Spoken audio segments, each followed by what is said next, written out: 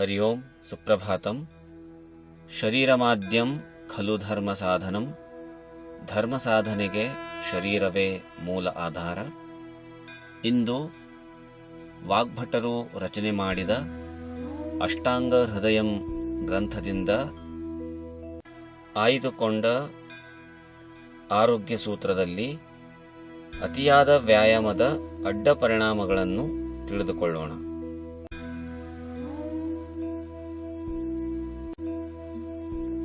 ಆರೋಗ್ಯ ಸೂತ್ರವು ಹೀಗಿದೆ: ತೃಷ್ಣಾಕ್ಷಯಃ ಪ್ರಥಮಕೋ ರಕ್ತಪಿತ್ತಂ ಶಮಃ ಕ್ಲಮಃ ಅತಿವ್ಯಾಯಾಮತಃ ಕಾಸೋ ಜ್ವರಶ್ಛದ್ರಿಶ್ಚ ಜಾಯತೆ.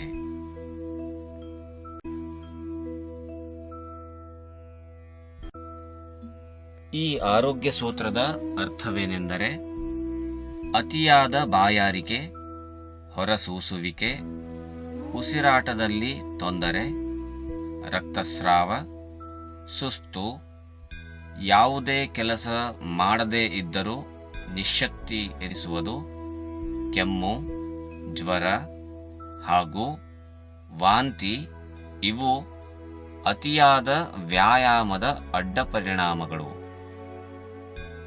ಅತಿಯಾದರೆ ಅಮೃತವು ವಿಷವಾದಂತೆ ಎಂಬುದು ಕನ್ನಡದಲ್ಲಿರುವಂತಹ ನಾಣ್ಣುಡಿ.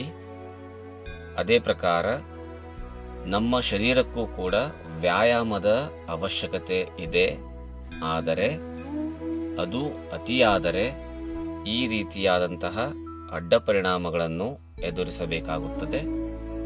ಹಾಗಾಗಿ ಪ್ರತಿನಿತ್ಯ ಮಿತವಾದ ವ್ಯಾಯಾಮವನ್ನು ಮಾಡುವುದು ಉತ್ತಮ. ಧನ್ಯವಾದಾः. ಜಯತು ಸಂಸ್ಕೃತಂ, ಜಯತು ಭಾರತಂ.